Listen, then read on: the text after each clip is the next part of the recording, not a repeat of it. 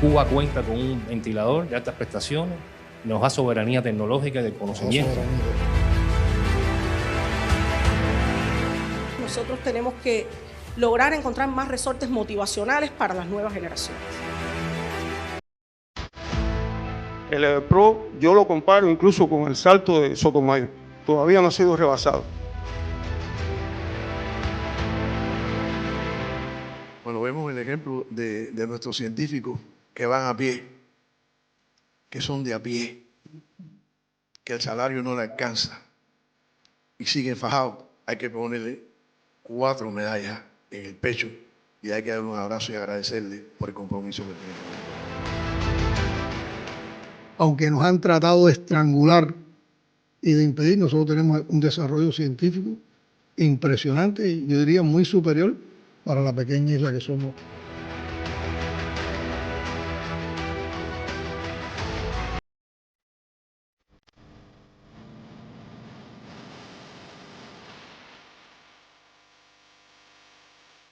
Buenas tardes, los recibimos a todos ustedes hoy aquí en el Palacio de la Revolución con todo un sentido de orgullo y de satisfacción.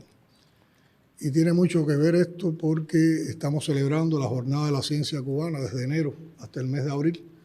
Se ha estado desarrollando la Jornada de la Ciencia Cubana promovida por el CISMA y también hoy se van a condecorar un grupo de importantes científicos, fundamentalmente en el área de la salud, la biotecnología y también en funciones de centros de investigación del CISMA.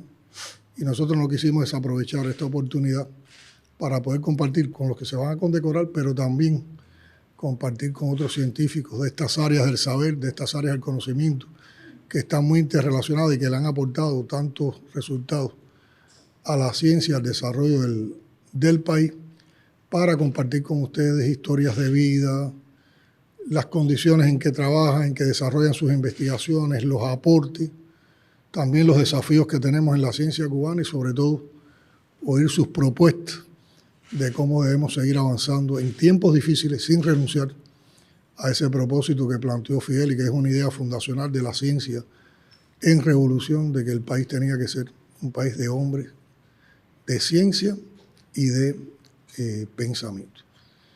Y fíjense si para nosotros tenía sentido e importancia este encuentro. Nosotros acabamos hace apenas 40 minutos, regresamos de uno de los recorridos que hacemos habitualmente por provincias. Ayer recorrimos las provincias de Santi Espíritu y Cienfuegos y hoy estuvimos en 3 municipios de la provincia de Villa Clara, pero no quisimos aplazar este encuentro. Entonces lo que les proponemos es conversar sobre los temas que son propios para este encuentro y que ustedes nos faciliten la posibilidad de dejar estas memorias en un podcast desde la presidencia, para que llegue también a nuestro pueblo, para que pueda también ser después visto, consultado por las personas que le interesen los temas sobre la ciencia y sobre todo para que se conozcan muchos de nuestros científicos, no son todos, pero muchos de los científicos que más han aportado en el campo de la salud y en el campo de la biotecnología y los procesos del CISMA en nuestro país. Y le doy la palabra al ministro de Salud Pública, el compañero Portal, para que sirva como moderador del mismo. Gracias, presidente. Gracias también por el honor de poder compartir con usted en este emblemático salón del Palacio de la Revolución. El honor de que la presencia suya también, de la presencia de la compañera Suseli Morfa, que es la jefe del Departamento de Atención al Sector Social del Comité Central del Partido, el viceprimer ministro Eduardo Martínez Díaz, gracias también por acompañarnos, Maida Mauri, que está por acá, presidente también, la presidenta de BioCuba Pharma. Y como usted conoce, aquí hay un grupo de científicos destacados del sector de la salud, del sector de la industria biofarmacéutica cubana, y están invitados también un grupo de compañeros de otros sectores importantes de nuestra sociedad que van a ser condecorados con la orden Carlos J. Finlay. También están todos los compañeros del sector de la salud y de BioCuba Pharma que van a ser condecorados en la tarde de hoy. Como usted nos ha pedido, la intención es esa, compartir ideas, compartir experiencias, desde el hacer de todos nosotros, en todos los días, en medio de la compleja situación que hoy atraviesa el país. Y desde esas ideas, experiencias y también, ¿por qué no compartir sueños? Es la intención, como nos pedía el presidente, de poderlo hacer en la tarde de hoy. Aquí hay compañeros que ya recibieron la orden, presidente Carlos J. Finlay, en momentos anteriores, además de los que los reciben hoy, pero hay un grupo no despreciable de doctores en ciencia, profesores titulares, investigadores titulares, auxiliares. Hay jóvenes científicos como el doctor Pablo, muy joven del Instituto de Hematología, que como usted nos ha pedido, es reserva científica, pero está haciendo dentro de la especialidad el doctorado, es decir, lo ha ido aparejando lo que se está haciendo. Hay médicos de familia, hay enfermeras, hay estomatólogos, hay psicólogos, y están representados también los 3 niveles del sistema. Hay de atención primaria, hay atención secundaria, hay institutos de investigación, hay compañeros de la universidad y, como es lógico, también de nuestra industria biotecnológica y farmacéutica, que tantos logros le ha dado a nuestro país y es clave también en la sostenibilidad y en la independencia tecnológica. Por favor, los que deseen intervenir lo hagan levantando la mano. El doctor Marlon. Presidente, el doctor Marlon recientemente fue nombrado coordinador de los jóvenes de la Academia de Ciencias, de los jóvenes investigadores de la Academia de Ciencias de Cuba. Pero preséntate, Marlon, por favor. Bueno, en primer lugar, agradecer por este espacio, porque realmente es un espacio dedicado a la ciencia y esta intencionalidad que se le ha dado a la ciencia para resolver los problemas que realmente tenemos día a día. Creo que es clave. Decir en primer lugar que los jóvenes dentro de la Academia de Ciencias, y decir que el Luis Velázquez, presidente de la Academia, trabaja mucho con los jóvenes, ha tenido la intención de crear dentro de la Academia un consejo de jóvenes. Este consejo de jóvenes se fundó y es por primera vez dentro de los 164 años de la Academia de Ciencias de Cuba, que desde su fundación, ¿no? Que surge un consejo de jóvenes dentro de la Academia de Ciencias, porque existían jóvenes asociados, pero estos jóvenes ahora se están unificando. Entonces, bueno, es una tarea trascendental porque ahora mismo son 64 jóvenes los que son asociados a la Academia de Ciencias. Entonces, ahí se creó, en primer lugar, un grupo coordinador, de los cuales, bueno, tengo el honor de formar parte de regir este grupo coordinador. ¿Con qué tarea? Con las mismas tareas que necesita el país, los ejes estratégicos, pero desde la visión, desde la Academia de Ciencias. Entonces, por ejemplo, aquí hay ingenieros, hay físicos nucleares, entonces es una diversidad de conocimiento increíble. Cuando uno lo ve, en mi caso como neurocirujano, interactúo con las diferentes ciencias y tenerlo a la mano es increíble, porque es un problema que para uno es muy complejo. Por ejemplo, cuando yo voy a operar un caso y digo, un análisis vectorial que me costó mucho trabajo para entender cómo crecía el tumor, cuando se lo presentaba a los matemáticos me decían, no, eso es sencillo, eso es tal fórmula. Entonces esa relación interdisciplinaria la estamos haciendo, ¿sí? Estamos iniciando ese trabajo. Yo creo que eso va a ser trascendental naciendo de la academia y bueno. ¿Y qué estás trabajando en estos momentos? Bueno, yo soy neurocirujano. Nosotros trabajamos la neurocirugía endoscópica 360 grados. Es decir, nosotros tratamos de hacer una neurocirugía por pequeños puertos, pero entonces siempre hemos tenido la dificultad de, al poco espacio y poca visualización, también hay poca maniobrabilidad, es decir, para poder operar. Entonces, hicimos un trabajo que se llama análisis físico y matemático en la cirugía, tratando de que todos estos conflictos a la hora de hacer una cirugía coincidan para que entonces podamos ver la lesión y poder entonces también maniobrar con la lesión. Y estos son utilizando conceptos matemáticos, físicos, etc. Y ahorra mucho para el país. Por ejemplo, nosotros cuando operábamos los tumores, que quitábamos el tumor, ¿no? Por ejemplo, había que reparar la base del cráneo, por ejemplo. Y lo que se utiliza en el mundo, los materiales son altamente costosos. Entonces estamos utilizando la fibrina, que es la misma sangre del paciente. Sencillamente lo que se hace es centrifugar la sangre a una velocidad determinada, se saca un material y con eso se repara y los resultados han sido espectaculares. Y es muy económico porque es la misma sangre del paciente con determinadas precisiones.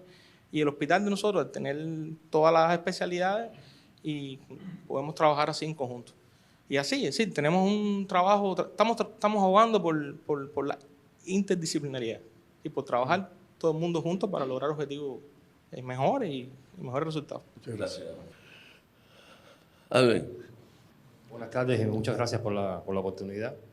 transmitirle la experiencia nuestra, ¿no? Como con Biomed dentro del grupo Viacubafarma de la introducción del ventilador pulmonar de alta eficiencia con Bioven, que empezó justamente en el año 2020 cuando nos bloquearon el suministro de partes, piezas e inclusive de ventiladores, y que usted le dio seguimiento, ¿no? Durante toda la etapa de la COVID. Podemos decir que ya se introdujeron 16 unidades en el sistema de salud cubano. Ya hay 16 fabricados. Unidades con más de 900 pacientes ventilados de distintas condiciones, en 4 hospitales de La Habana. O sea, está el Hospital Miguel Enrique, está el Hospital Calixto García, el Hospital Clínico Quirúrgico de la Dependiente y el Instituto de Hematología, con diferentes cantidades en cada uno de estos centros, pero bueno, se hizo un despliegue en La Habana y el reto es extenderlo para todo el país. O sea, el año 2025 debe ser un año de producción de más unidades e irlos extendiendo por todo el país. Esto es fruto de todas las capacidades creadas por nuestro comandante en el tema de la tecnología médica y, por supuesto, con el empeño y la dedicación de jóvenes, de no tan jóvenes, ingenieros, tecnólogos, médicos, porque inclusive tuvimos asesores médicos directos en este desarrollo. Sometimos el prototipo, lo sometimos a un grupo experto, intensivista, especialista, entonces, toda esa experiencia fue espectacular y hecho también el acompañamiento del CENMED, que fue también fundamental, acortando tiempo y revisando cada una de las etapas, ¿no? y de las actividades que fuimos desarrollando para obtener el ventilador. Podemos decir eso, que Cuba cuenta con un ventilador de altas prestaciones, nos da soberanía tecnológica y de conocimiento, y por supuesto para desarrollar otros proyectos a partir de este desarrollo. Gracias. Gracias. Doctor Fran Daniel. Bueno, muchas gracias por permitirnos estar aquí con ustedes y compartir con la máxima dirección del país y con el pueblo cubano la experiencia de los intensivistas cubanos, que es lo que quisiera transmitirle, ¿no? Una de las experiencias más difíciles que tiene un médico es lidiar con la muerte. Y por eso siempre me gusta reconocer el trabajo de los médicos y de los enfermeros que están atendiendo este tipo de pacientes. Y se hacen muchas cosas en el país que a veces no tienen la visibilidad apropiada. Por ejemplo, este diseño del ventilador salió en parte de la cooperación de intensivistas de Calixto García, intensivistas del Instituto de Neurología y Neurocirugía, de intensivistas del Hospital Miguel Enrique, de intensivistas, de la doctora Ilubani, que en estos momentos está cumpliendo otra función, pero que también nos apoyó desde el punto de vista técnico a esta tarea. En varias terapias del país se realizan numerosos ensayos clínicos. Por lo tanto, hay una sincronía, una fusión entre el componente biotecnológico del país y la asistencia médica. El proyecto Jubinsa tiene, por ejemplo, más de 40 unidades de terapia intensiva. De las 74 unidades de terapia intensiva de adultos, más de 40 forman parte del proyecto Jubinsa en las diferentes investigaciones que se realizan.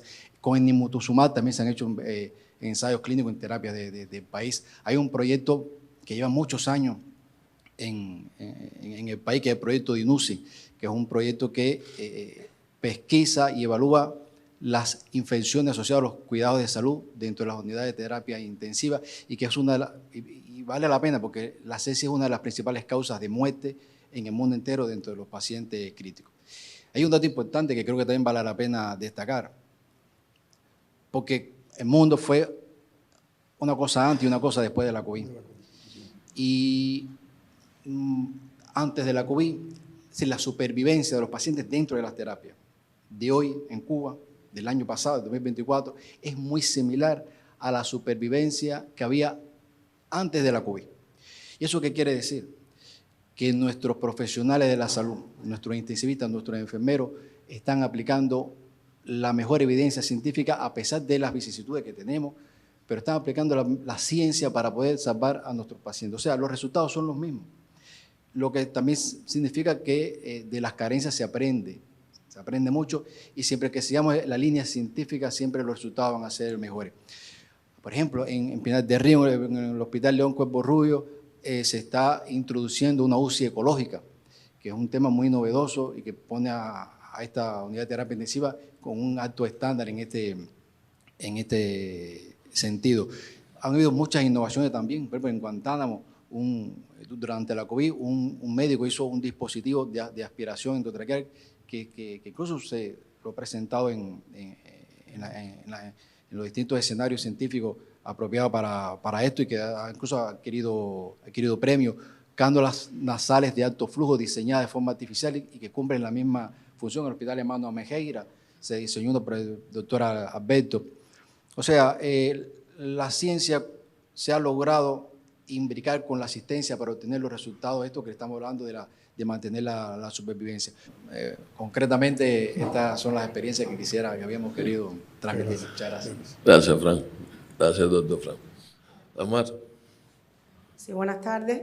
Mi nombre es Dagmar García, soy la vicedirectora de Investigación y Desarrollo del Instituto Finlay de Vacunas y quiero un poco compartir la historia de vida de un proyecto, no de la historia de vida de un científico. Yo creo que nuestra institución ha dedicado los últimos 15 años a desarrollar las vacunas conjugadas contra neumococo en el país y yo creo que ha sido un proyecto que en su tránsito nos ha permitido fortalecer capacidades y nos ha permitido identificar las reservas que podemos tener a nivel institucional para potenciar otros proyectos de vacunas. La vacuna, ustedes saben que se introdujo el año pasado en el Esquema Nacional de Inmunización, es una vacuna extremadamente compleja que se basa en primera instancia en tener una capacidad de desarrollar vacunas conjugadas en el país. Eso es un saber hacer que nos permitió hacer la vacuna de Mófilo, un saber hacer que nos permitió hacer Quimibio, que es la vacuna de la que estoy hablando, y que nos permitió hacer Soberana 02. Las vacunas conjugadas de neumococo estuvieron durante 20 años copadas el mercado por las transnacionales, con unos precios realmente prohibitivos para países como Cuba. Solo ahora con la entrada de productores indios que compiten por escala, o sea, producen a muy alta escala y eso hace que bajen las dosis de las vacunas. Solo ahora han bajado los precios de esas vacunas, pero realmente han sido prohibitivos los precios para nuestro país. Es un proyecto donde la multidisciplinariedad ha sido decisiva. O sea, este es un proyecto donde no se puede llegar a éxito si no hay una integración epidemiológica, microbiológica, de los expertos en enfermedades infecciosas, de la industria. O sea, ha sido realmente un aprendizaje tremendo que además nos ha permitido, a través de este proyecto y el conocimiento y las capacidades que desarrollamos a partir de él, nos permitió tener otros proyectos exitosos en el país. Por ejemplo, este es un proyecto que su estrategia regulatoria para llegar a la clínica pasó por tener mucho antes las evidencias clínicas para registro que tener listo el producto para registrarlo. No sé si se entiende. O sea, lo que había que demostrar en la clínica estuvo listo muchos años antes que pudiéramos tener la capacidad de hacer los lotes, de tener registro. Y cómo desde la ciencia regulatoria pudimos manejar el poder ir haciendo intervenciones comunitarias con el nivel de dosis que íbamos produciendo para poder ir vacunando niños y dar salud en el tiempo en que la vacuna estaba lista para registro. Y así vacunamos los niños de una provincia completa, que es la provincia de Cienfuegos, donde nosotros hemos trabajado durante muchos años, pero además ese conocimiento metodológico fue lo que nos permitió, cuando la COVID, hacer la propuesta al SECMED de hacer intervenciones comunitarias en grupos de riesgo y en poblaciones de riesgo con candidatos vacunales. O sea, esa experiencia estuvo basada en lo que habíamos hecho anteriormente con neumococo. Otro elemento importante de neumococo, que yo creo que es importante decirlo en este escenario, es la manera en la que se financió el proyecto. O sea, desde el principio el proyecto tuvo financiamiento del FONSI. Ese proyecto ha recibido millones de pesos de financiamiento del FONSI en los últimos 10 años. Y cómo nosotros pudimos combinar el financiamiento empresarial para garantizar las inversiones, el equipamiento y el dinero en divisa para garantizar las producciones y usar el dinero presupuestario para el desarrollo clínico, las investigaciones epidemiológicas, otro tipo de investigaciones más nobles que pudimos financiar a partir del FONSI. Y yo creo que nosotros participamos en el balance del FONSI hace un par de semanas y allí lo reconocíamos, porque ha sido un mecanismo de financiamiento de la ciencia que ha tenido impactos concretos y no todos los impactos son reembolsables en términos de dinero. Lo discutíamos aquel día. O sea, a veces hay financiamientos que son reembolsables.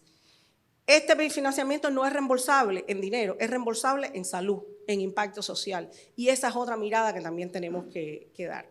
Usted hablaba de propuestas, yo creo que en términos de propuestas nosotros tenemos que lograr encontrar más resortes motivacionales para las nuevas generaciones.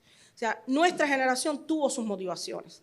La generación que nos precede tuvo sus motivaciones. nosotros necesitamos encontrar cuáles son las motivaciones y llegarle al corazón a los jóvenes científicos que hoy están en nuestros laboratorios, en los estudiantes que tenemos en la universidad, para garantizar la generación de científicos del futuro.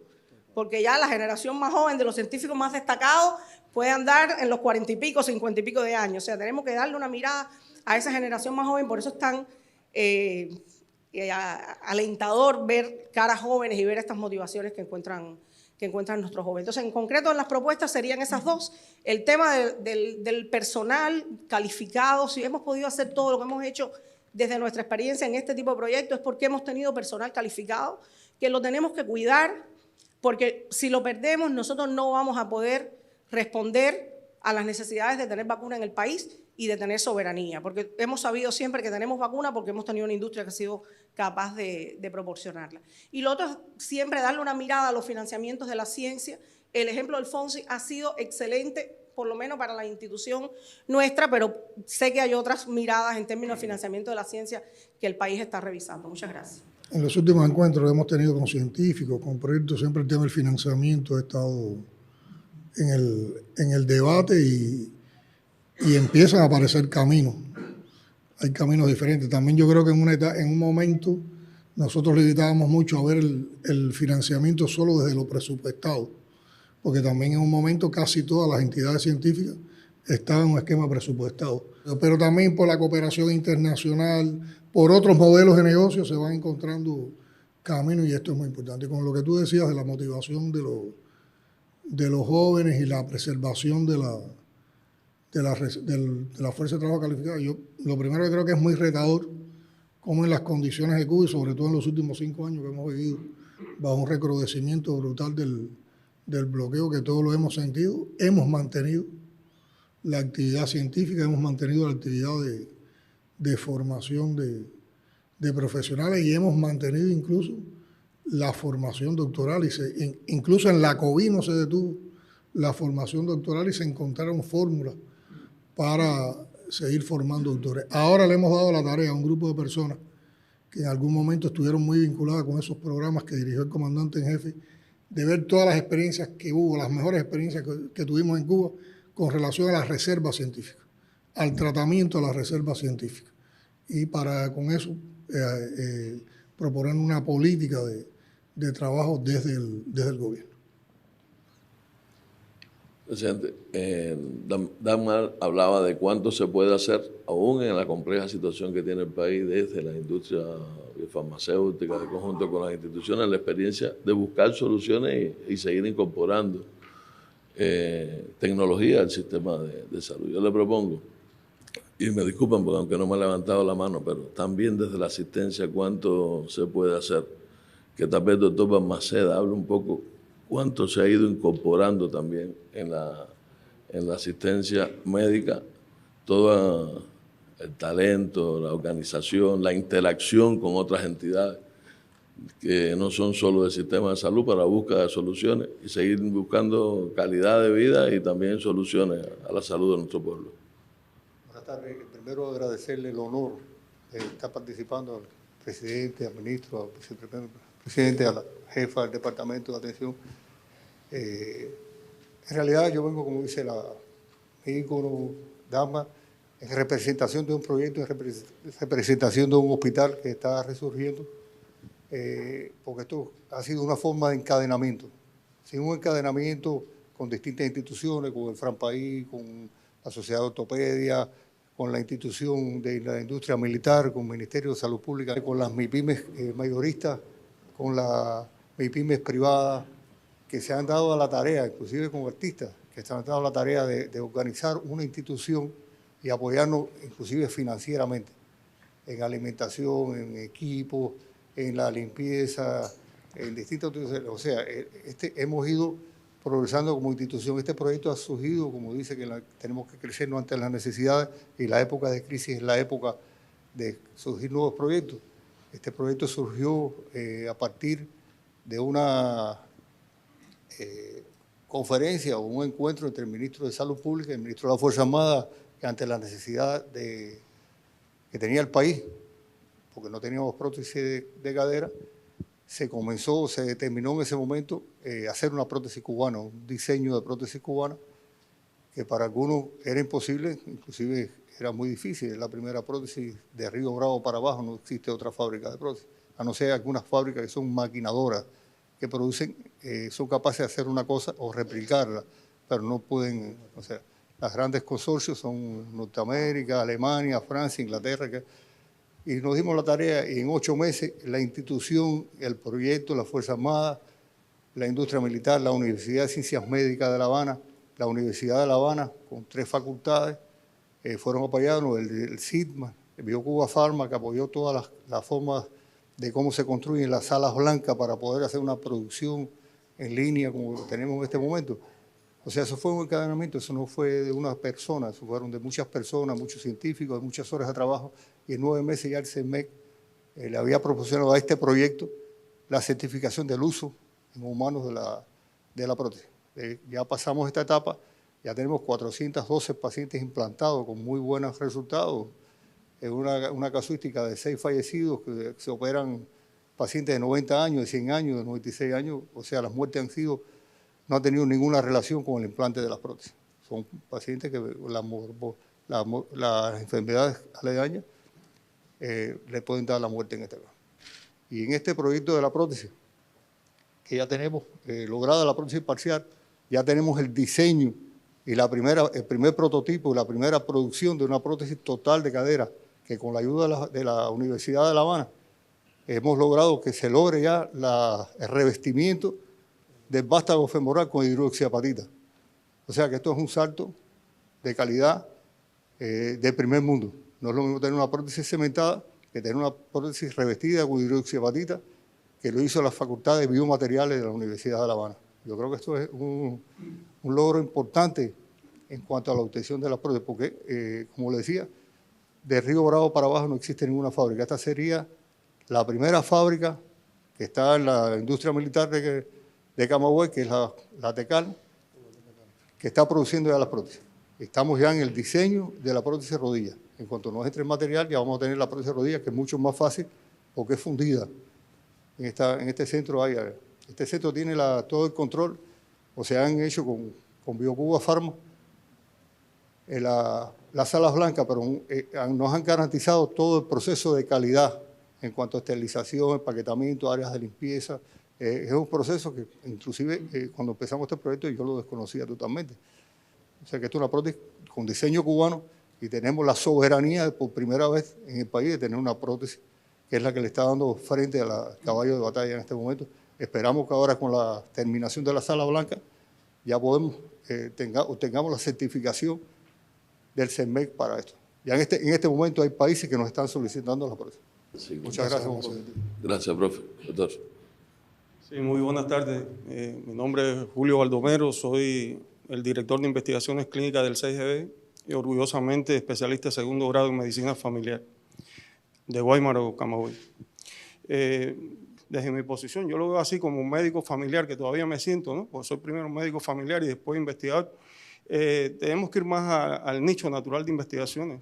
En este caso, a la atención primaria, creo que es una de las cosas que debemos trabajar más. Hoy cuando se ve los elementos que las autoridades regulatorias establecidas, como FDA, la Unión Europea, establecen, no solo ya evalúan que haya eficacia y seguridad en los productos, sino que también hayan otros componentes, que es la farmacoeconomía, que hay que también evaluarla de forma desde los desarrollos primarios, es decir, de las etapas primarias de la investigación. Hay que ver la calidad de vida de los pacientes. Acabamos de terminar un estudio en atención primaria con el uso del Everpro, donde no solo medimos la calidad de vida del paciente atendido en 20 policlínicos, sino también la sobrecarga del cuidador primario que lo atiende. En un país envejecido como Cuba, esto es un tema que tiene una mirada, a mi modo de ver, y viendo los resultados que hemos logrado, que es muy importante no solo para esta enfermedad, sino las enfermedades crónicas no transmisibles a las cuales vayamos a intervenir. Yo creo que es un elemento muy importante. Y que realmente para estas negociaciones las autoridades regulatorias y las contrapartes también lo ven muy bien, que se tomen estas miradas. Otros son los elementos de la ciencia social, es decir, la mirada de los aspectos demográficos. Es muy importante porque en Cuba no, pero hay muchos países también donde hay un abismo en diferencia de género. En muchos países también las mujeres son las más comprometidas para todas las enfermedades, incluso para el acceso a los medicamentos. Este es un tema importante que yo creo que es vital. Yo quería reforzar lo que decía el doctor Frank. En el caso de Jujvinsa, que es uno de los productos puntería, estamos desarrollando y creo que ha sido vital también el acompañamiento indisoluble que tenemos, porque en Cuba una de las fortalezas es que nos complementamos, no competimos. Y un elemento vital ha sido el Comité de Innovación, es un centro aglutinador y creo que con miradas diferentes para que avancen los proyectos. Yo creo que ha sido acertado desde ante la COVID.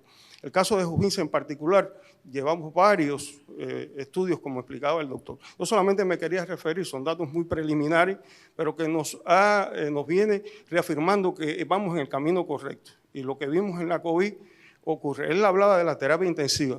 Tenemos recientemente, en este minuto, 2 estudios, uno para distrés respiratorio que acaba de concluir su fase 2, ya se incluyeron los 60 pacientes previstos para esta etapa y se están procesando los datos estadísticos. Por ética me reservo cómo va dando, pero va dando muy bien. En el caso de neumonía grave adquirida en la comunidad, es un tema muy importante, a mi consideración muy particular, y después de haber revisado los temas, este debe ser uno de los nichos naturales para este producto. Como él explicaba, no es un problema de Cuba ni de los países del tercer mundo. En Estados Unidos ocupa la 6ª causa de muerte y cada año 4 millones de norteamericanos sufren neumonía adquirida en la comunidad, del cual el 30% se complica y de los que se complican el 45% fallece. En Cuba en este minuto nosotros, datos muy preliminares, en este estudio de neumonía grave adquirida en la comunidad, nosotros nos rebasamos entre los fallecidos un 15%. Quiere decir que esto le da una tranquilidad al médico que está ejerciendo, que como él dice, lo más común es que se enfrente a la muerte, le damos una oportunidad de vida al paciente que tenemos y también una calidad de vida a la familia que está esperando un resultado. Son resultados esperanzadores. Estamos convencidos que va a ser un medicamento que se va a posicionar al alcance de todos los cubanos y sobre todo vamos a demostrar que todavía la ciencia cubana sigue siendo un baluarte, una columna vertebral, no solo para Cuba, sino con un alto estándar regulatorio como lo demostró el Everpro. Es un ejemplo el Everpro, pero estoy seguro que no va a ser el único que vamos a rebasar esa barrera. El Everpro yo lo comparo incluso con el salto de Sotomayor, todavía no ha sido rebasado. Pero nosotros podemos aspirar a lograr esta barrera con otros productos que realmente, tanto del 6GB como de la biotecnología, estamos apostando para nuestro pueblo. Gracias, doctor Julio.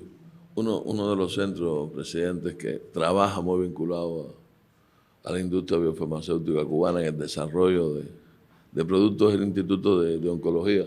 Le doy la palabra al doctor Luisito. Muchas gracias, presidente. Primeramente agradecerle la oportunidad y el privilegio de tener este encuentro tan cercano, sencillo y humilde con usted, y que pueda, en medio de todas las el plan de trabajo visible y el no visible, poder compartir con nosotros. Mi nombre es Luis Martín Rodríguez, soy médico del Instituto de Oncología.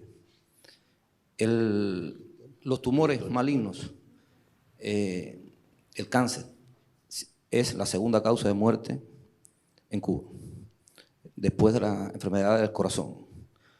Pero, y bueno, en tercer lugar, las cerebrovasculares. Pero es la principal causa de años perdidos, potencialmente perdidos, en un % muy alto. En una población envejecida como la nuestra, la fuerza laboral es bastante escasa, con un incremento en las enfermedades oncológicas. En Cuba se diagnostican alrededor de 32.000 casos anuales y se mueren alrededor de 25.000, 27.000 casos anuales. Un caso nuevo cada 20 minutos en Cuba como promedio. Nosotros, mi intervención no va a estar destinada a la carencia y las cosas que usted perfectamente sabe y con el cual nos conta. Va a expresarle la estrategia que nosotros tenemos para nosotros enfrentar, detener y recuperarnos, porque fortaleza sí hay. Existe un talento que es nuestra principal divisa, que es el recurso humano. Recurso humano, el cual, si es real, hemos perdido valiosos profesionales, Pero nosotros hemos trazado 5 pilares de estrategia, en conjuntamente con nuestro Ministerio de Salud Pública, que siempre ha estado constantemente con el ojo visor, la protección, el avisoramiento de saber que las enfermedades oncológicas son un problema de salud en el país y es muy sensible. 5 pilares. El primero, cómo detener la mortalidad por cáncer. Eso va por muchos factores de la prevención, que es una cosa muy importante, y a nosotros creo que es lo más importante, todo lo demás. ¿Cómo detener? ¿Cómo tratar el cáncer? Va por otra vía también de los tratamientos, perfeccionar tratamientos, toda la vinculación con la industria, demás y demás. Lo tercero es la formación del recurso humano.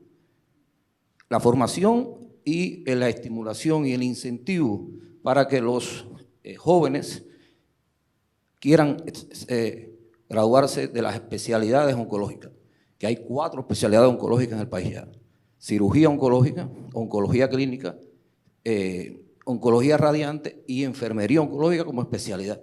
También está. Eso es una fortaleza que tenemos nosotros, que tenemos 4 especialidades dentro de la oncología. Detener ese deterioro y recuperarnos.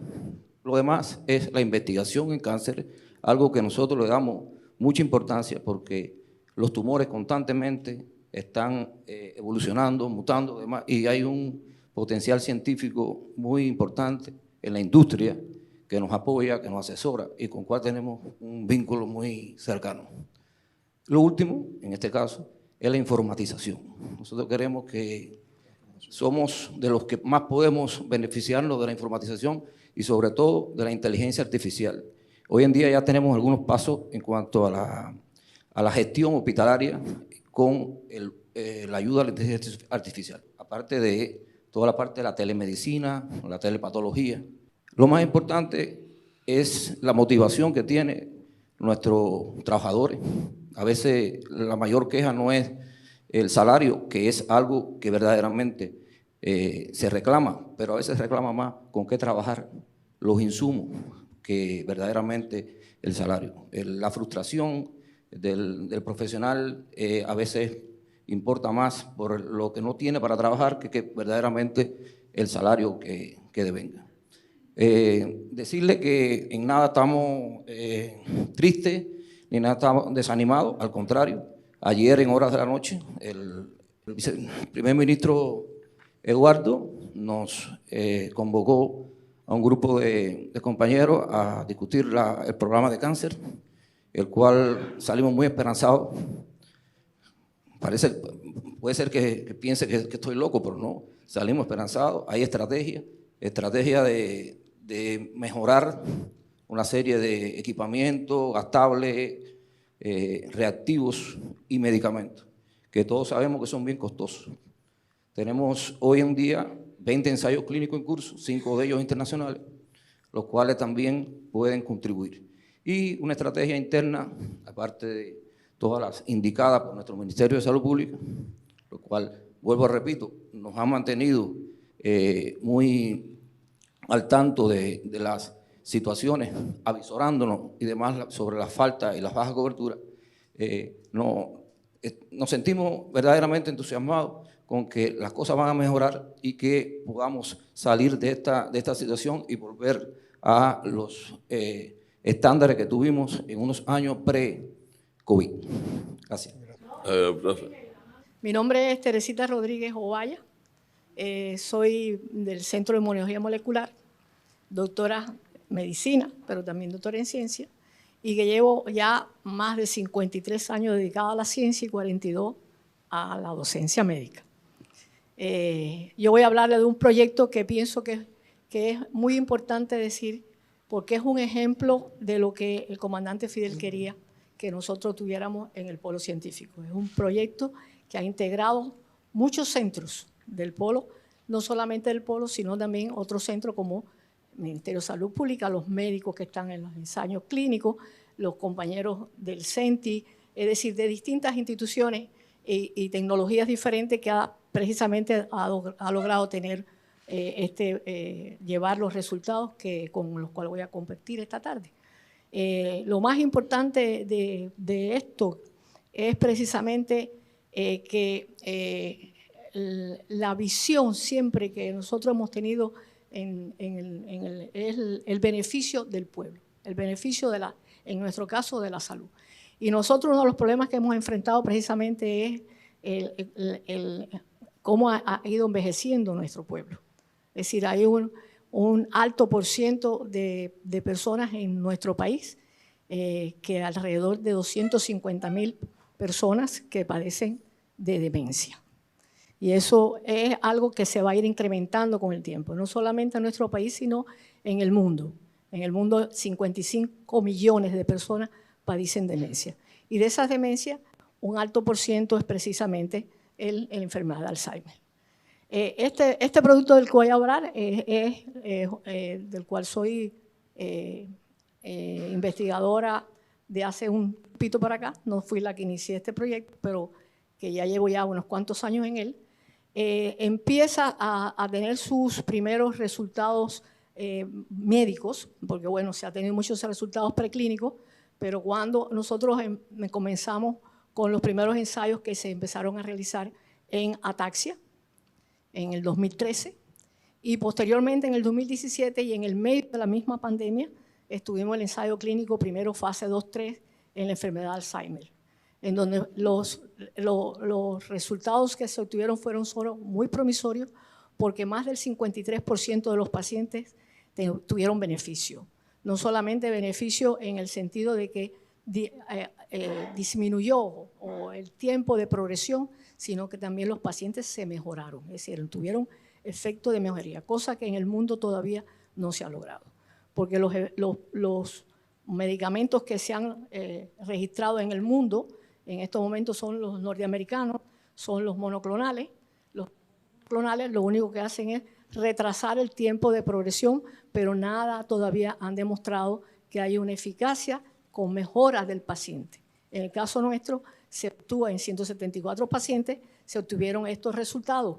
Pacientes que se siguieron y hasta el momento, hasta la fecha, se han tenido resultados muy promisorios, porque esos pacientes siguieron manteniendo su tratamiento y en estos momentos aquellos que mejoraron han mantenido su mejoría.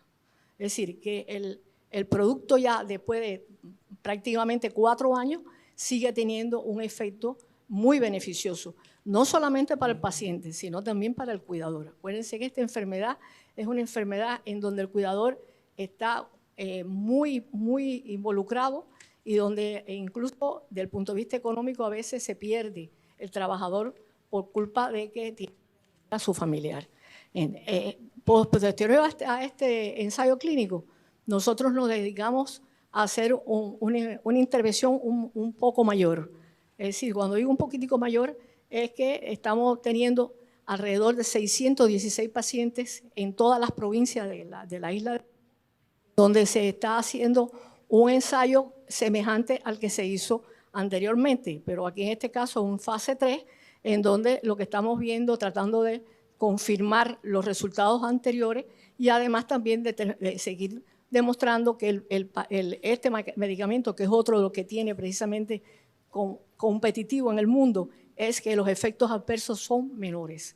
No tiene ningún efecto grave, ni siquiera moderado. En ese corte que nosotros hicimos recientemente, de estos 616 pacientes, hemos encontrado, en un corte parcial, hemos encontrado que se están repitiendo los mismos resultados que obtuvimos en el fase 2-3, lo cual quiere decir que el producto sigue teniendo la eficacia que habíamos ya encontrado.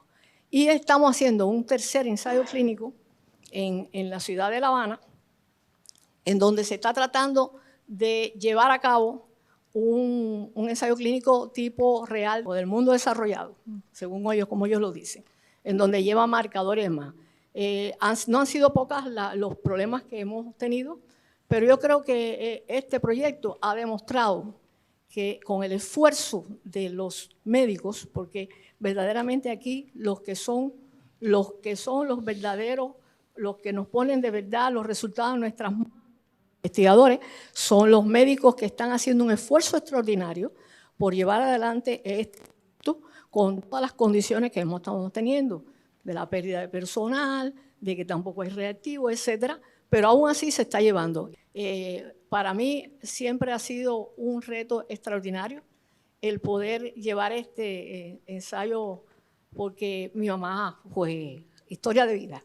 Mi mamá fue una paciente de Alzheimer. Y creo que una de las cosas que uno puede mejorar es no solamente la calidad de vida de ese paciente, sino también la calidad de vida del cuidador y de su familia, que ve cómo su familiar se va degradando con el tiempo.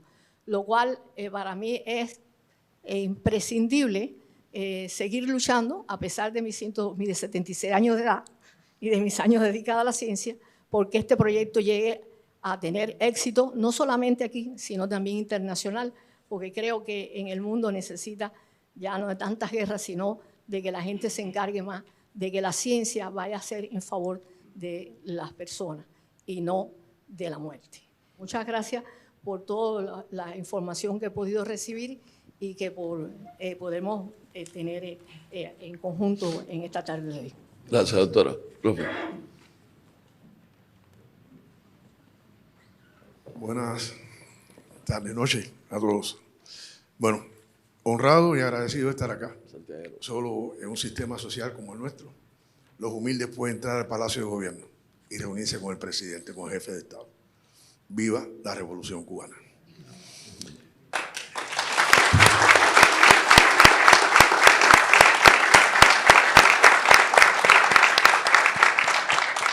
Alberto Cubillas Mena, profesor titular de la Universidad de Ciencias Médicas de Santiago de Cuba, presidente de la Sociedad Cubana de Psicología de la Salud. Hemos hablado de muchas cosas y hay que felicitar a todos los compañeros que están haciendo un esfuerzo.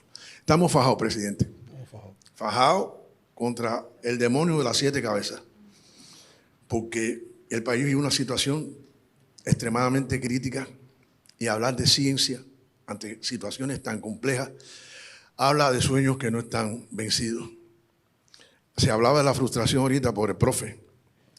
Y es verdad que la gente se frustra. Pero hay mecanismos resilientes también. Y hay niveles de tolerancia a la frustración.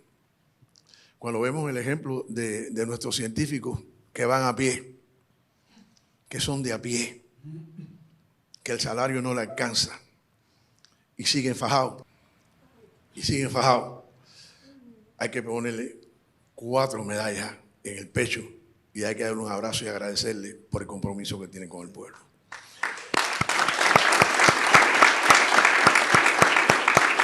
Y yo voy a hablar desde la perspectiva porque aprendí con Milton Erickson de que el médico, el psicólogo, que hace un diagnóstico de una enfermedad o de un síntoma alejado de las condiciones sociales donde se origina, está perdido. No puede establecer una adecuada terapéutica. Y nosotros tenemos que hacer el diagnóstico clínico individual, tenemos que hacer el diagnóstico comunitario y tenemos que hacer el diagnóstico social. Y afloran síntomas en nuestra sociedad que no hablan de una salud social. La drogadicción, la violencia, que son problemas de salud también y que tenemos que enfrentarlos. ¿Y cómo lo enfrentamos? A través de la integración de todos los sectores y factores y los profesionales de la salud, donde la psicología de la salud juega un papel importantísimo. Porque ¿de qué depende que yo me enganche con la droga? De mi toma de decisiones, de mi sistema de valores. Y hay que fortalecer los sistemas de valores. Y a veces hablamos, yo soy un poco complicadito en el sentido de que no me callo. A veces veo que incluso en la formación académica, nosotros vemos que hay cosas que son repetitivas, que son estereotipos. Y yo soy músico también, fíjese, yo soy músico y soy vicepresidente de la UNIAC en Santiago de Cuba, en la provincia de Santiago de Cuba. Y cuando Abel fue a Santiago y se reunió con nosotros para hablar del programa Sembrar Ideas, Sembrar Conciencia, nosotros le dijimos que para sembrar conciencia hay que fortalecer el trabajo político e ideológico, pero ese trabajo político e ideológico no el bla, bla, bla, el de profundidad, el que lleva ciencia, el que lleva un diagnóstico de los factores psicológicos, el que lleva un diagnóstico de los factores. El enemigo nos está tirando a pensamiento y Martí decía que teníamos que ganar la guerra a pensamiento también y tenemos que mejorar nuestros pensamientos. Tenemos que establecer un diálogo. Los jóvenes necesitan el diálogo con las generaciones más viejas, con estas generaciones que están acá, que están fajar, como le dije a usted. Ese diálogo es importante para que vean modelos paradigmáticos, para que vean modelos que se pueden replicar. Que se pueden replicar y que no han perdido la esperanza bajo ningún concepto en situaciones tan difíciles. Pero además, yo creo que los psicólogos pueden aportar mucho en el problema. El cáncer está validado que uno de los factores que más la determina su aparición es el estrés. Y alguien hablaba acá de los estudios sobre inflamación. El estrés produce inflamación celular. Hay estudios norteamericanos y de otros lugares y cubanos que también demuestran ese proceso. Entonces, me parece que una de las ideas que le estamos proponiendo, se lo hemos hecho a Reynol, a nuestro ministro, es que se restaure la carrera de psicología de salud en las universidades médicas, pero con un diseño que responda a las necesidades del sistema de salud. No con un plan que el comité de control del mes dice no, por aquí no, porque no temen perder el paquete de control. Y aquí no se trata de perder el paquete de control, sino de formar profesionales que respondan a las necesidades del pueblo y a la salud del pueblo. Tenemos que ganar la pelea.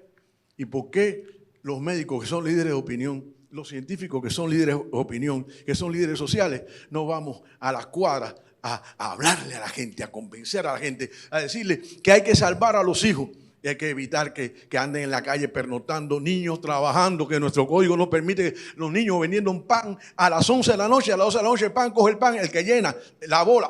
Mire, hay que salvar la salud del pueblo, que es la única manera de salvar la salud de la patria.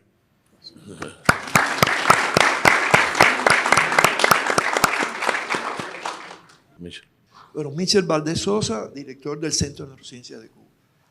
Yo quisiera mencionar brevemente algunos resultados importantes que se lograron el año pasado.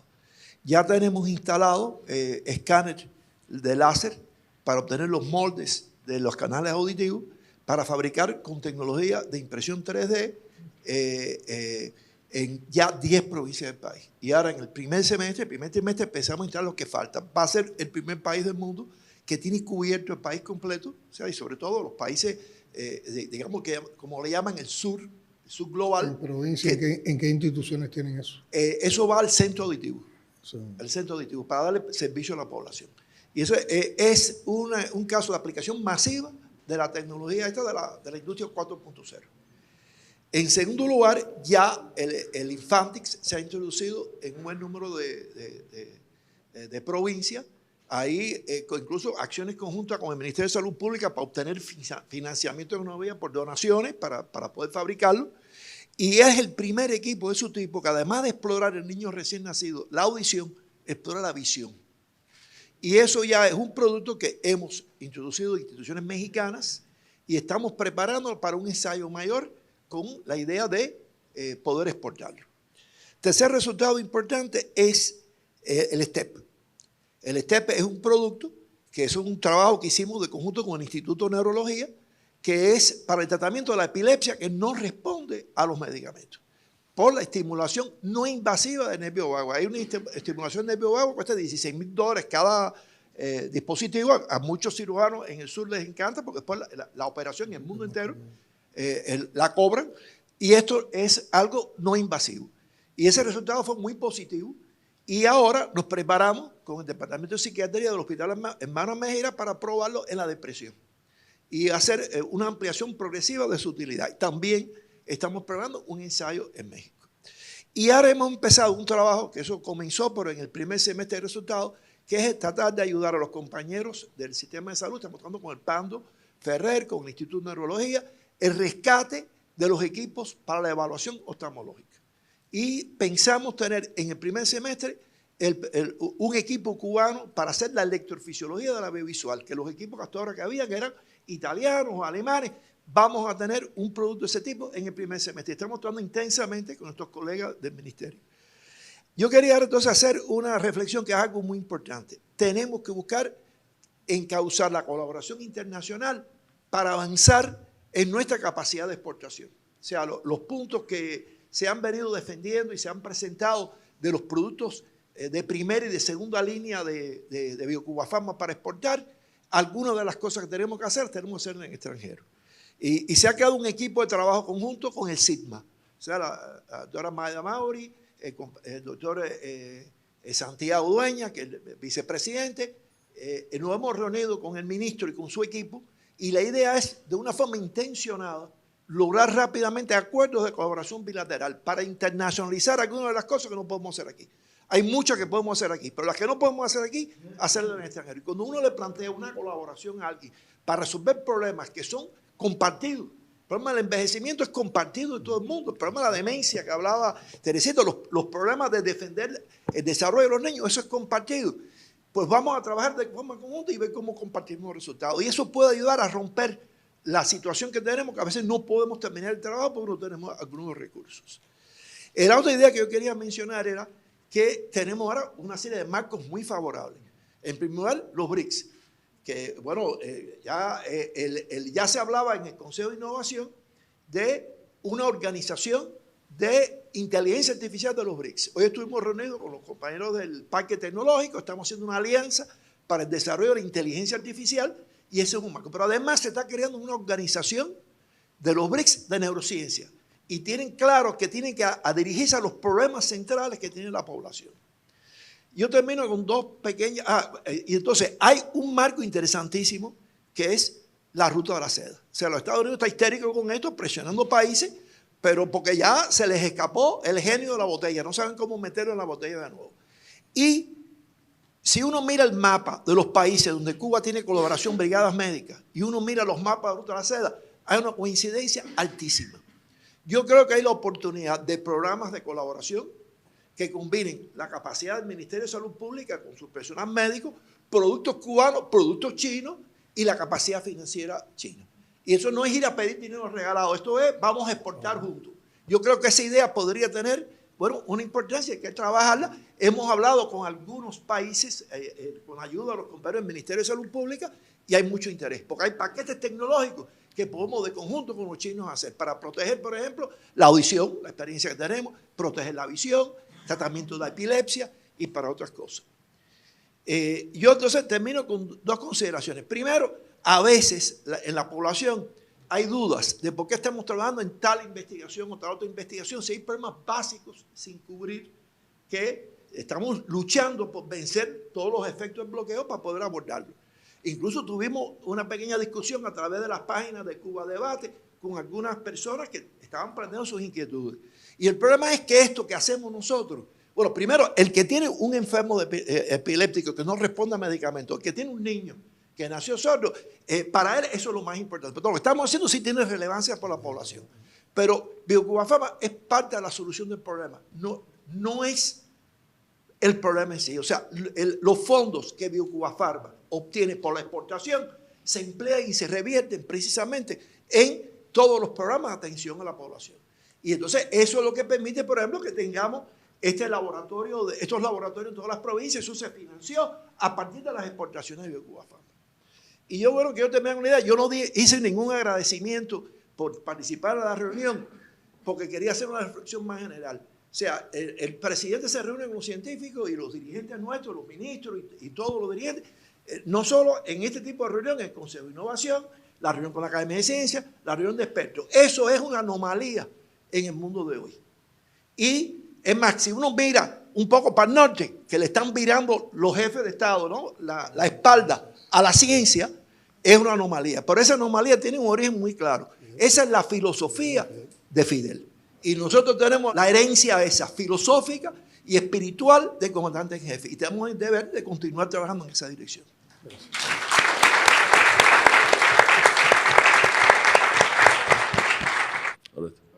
Bueno, presidente. Bueno, Oreste López Piloto, yo soy de Amancio Rodríguez y soy neurocirujano. Y soy el director del Instituto de Neurología y Neurocirugía.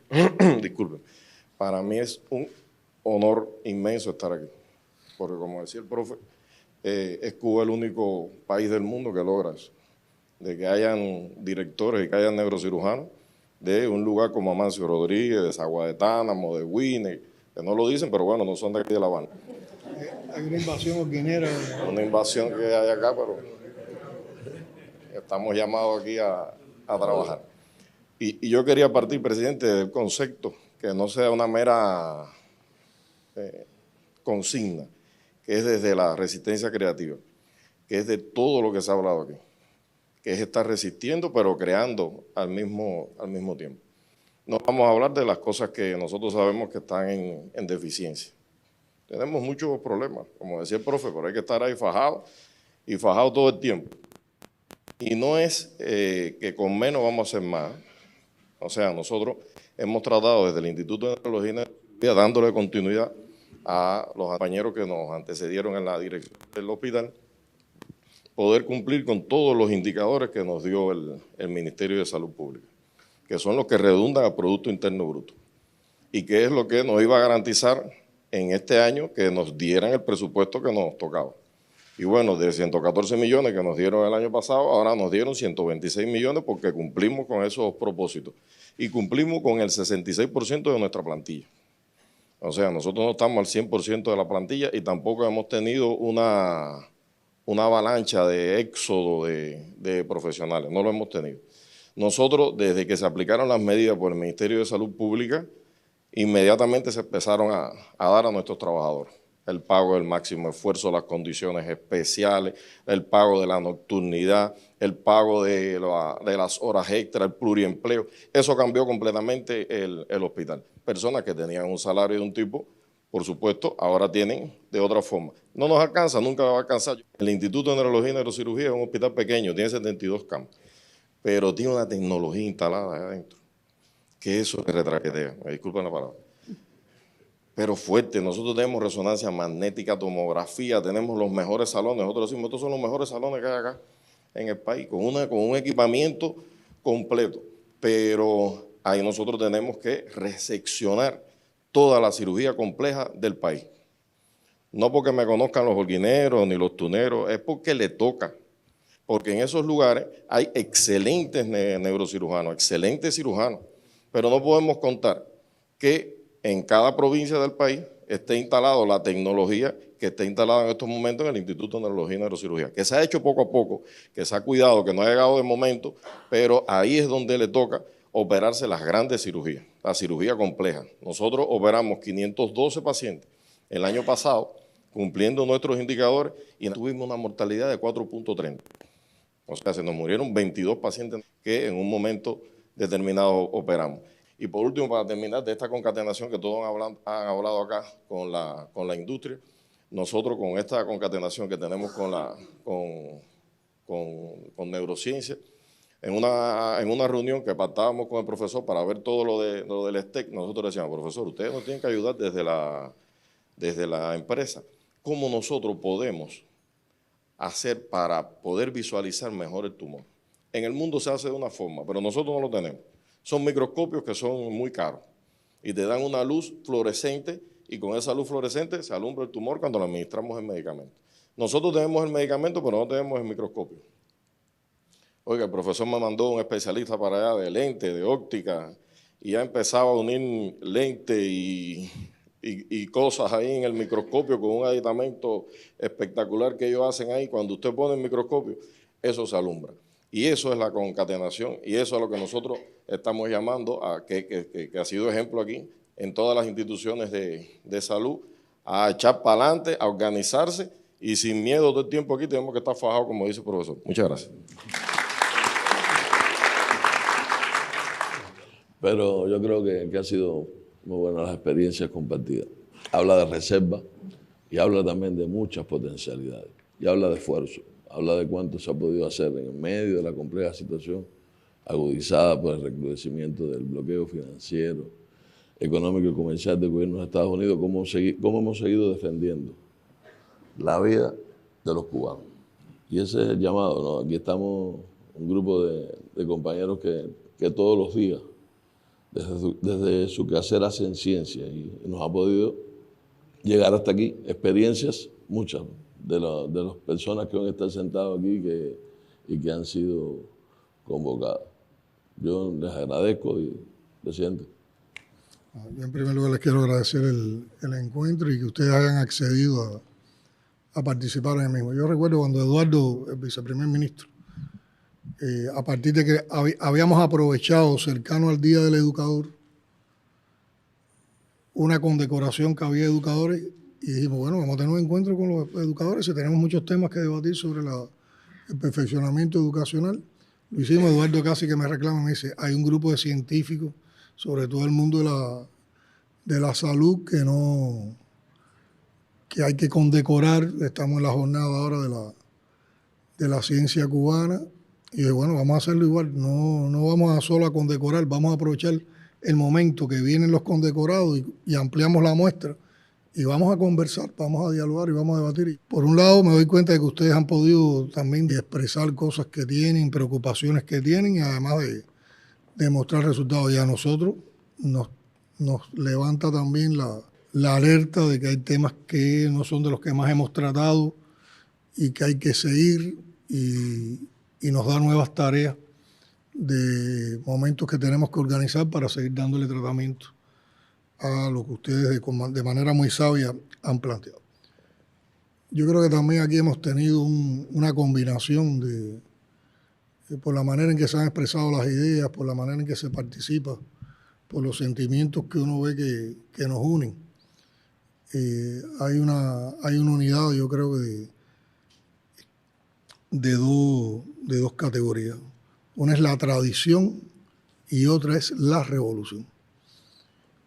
Bueno, en la tradición hay algo muy concreto hoy.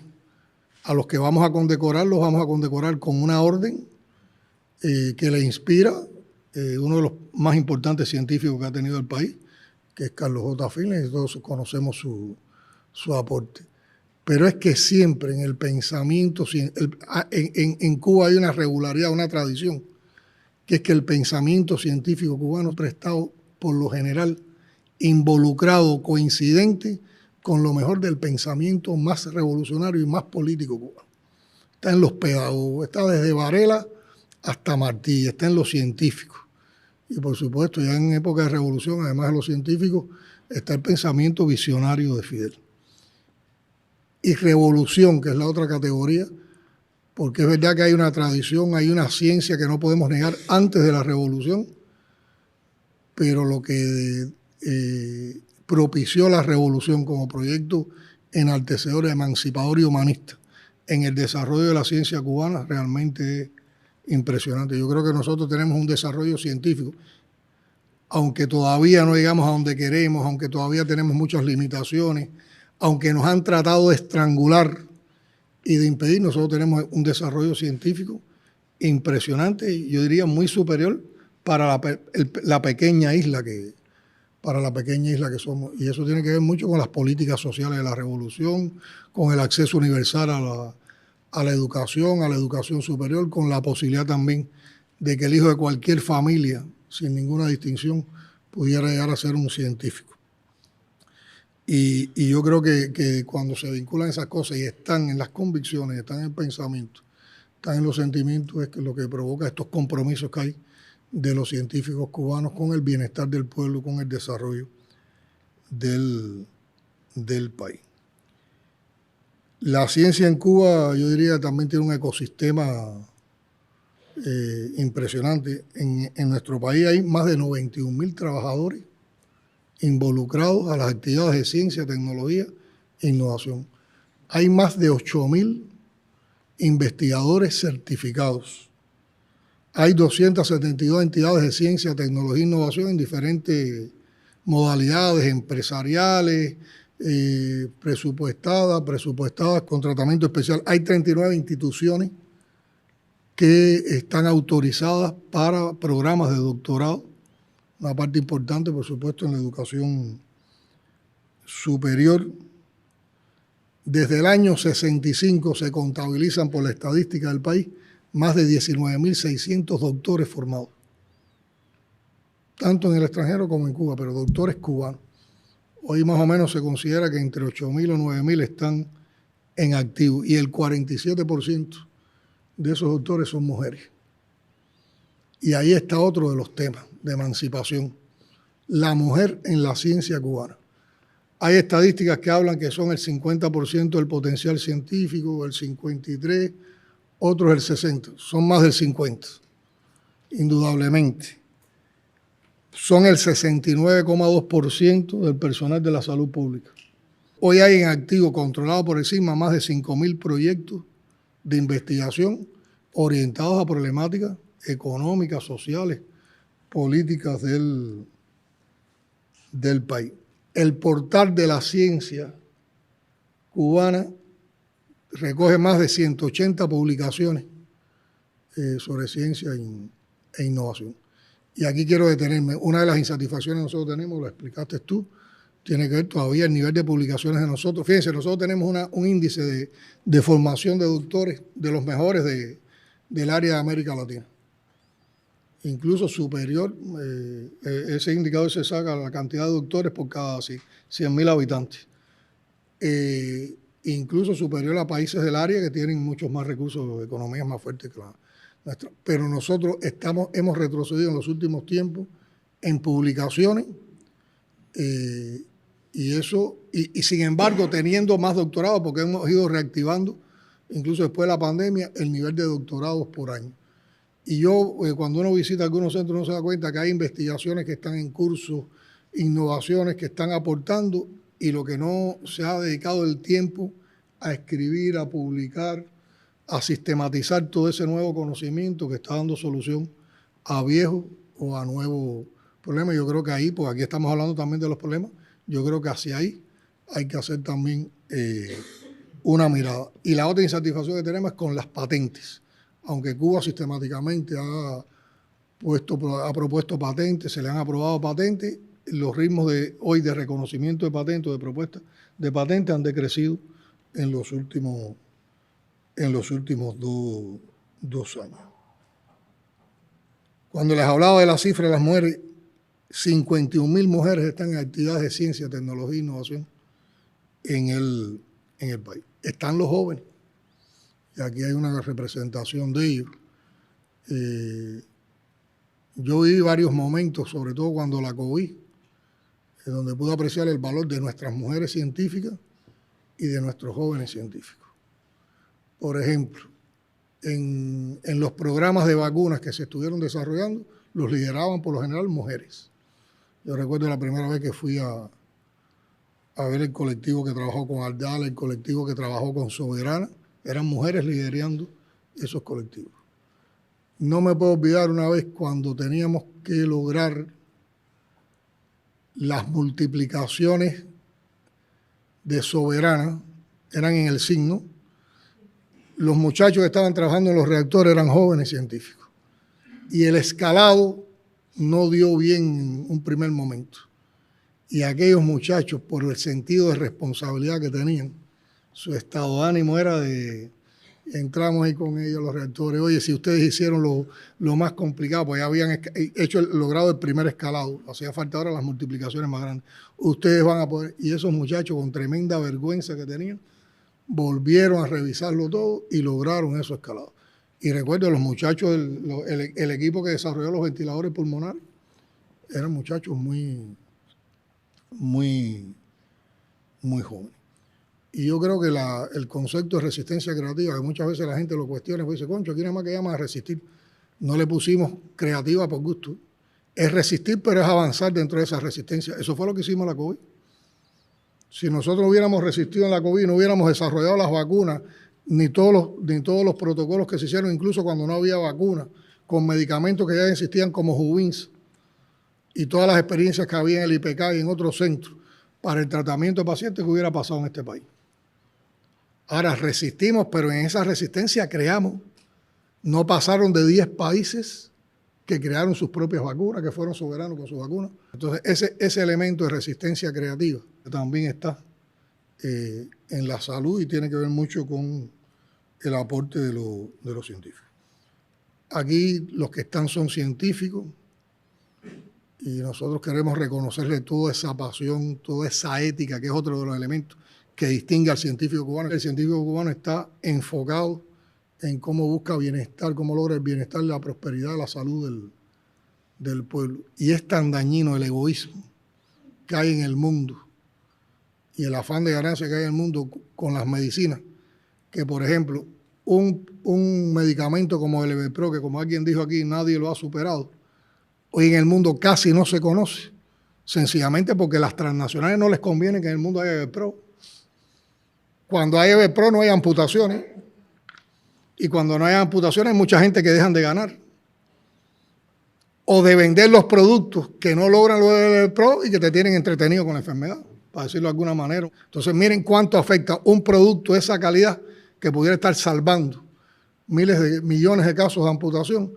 En el mundo hoy no tiene bloqueo, no porque no tenga calidad, incluso no por los temas regulatorios. El problema es que los temas regulatorios muchas veces están subordinados a la corrupción que hay también en el mundo de la comercialización y el registro de los medicamentos producto del poder de las transnacionales. Y nuestros científicos no están involucrados en esos conceptos que éticamente son muy negativos. Entonces, a ustedes, por esa visión humanista, por esa consagración, indudablemente todo nuestro reconocimiento. Pero también los queremos reconocer por otra dualidad que tienen ustedes. La mayoría de ustedes, o casi todos, son profesores. Han educado, han enseñado, transmiten valores a sus estudiantes, se convierten en paradigma de sus estudiantes. Ahí están también sembrando una semilla, no solo de personas decentes, de personas revolucionarias, de personas educadas, sino que están sembrando la semilla también del futuro de la ciencia en nuestro país. Entonces son muchas las razones que hay para felicitarlo, y yo creo que hoy entonces lo podemos concretar cuando condecoremos a un grupo de ustedes por la labor que han realizado en estos tiempos. Felicitaciones a todos y de verdad un agradecimiento inmenso por la sabiduría que ustedes nos transmiten en este encuentro y sobre todo por la confianza. Y yo soy de los convencidos, y lo estoy viendo en las visitas que hacemos sistemáticamente a todos los territorios, que sí hay salida, incluso aunque nos aprieten más el bloqueo. Lo que nosotros tenemos es tener una capacidad de multiplicar rápido las buenas experiencias para que no sean la excepción y lograr que lo que no funciona bien rápido se transforme, inspirado en esas buenas experiencias, y que eso se convierta en regla. Pero sí hay caminos, y las potencialidades son esas: la creatividad, el talento y la capacidad de resistencia de nuestro pueblo. Bueno, así terminamos este encuentro y los invitamos para pasar a la condecoración.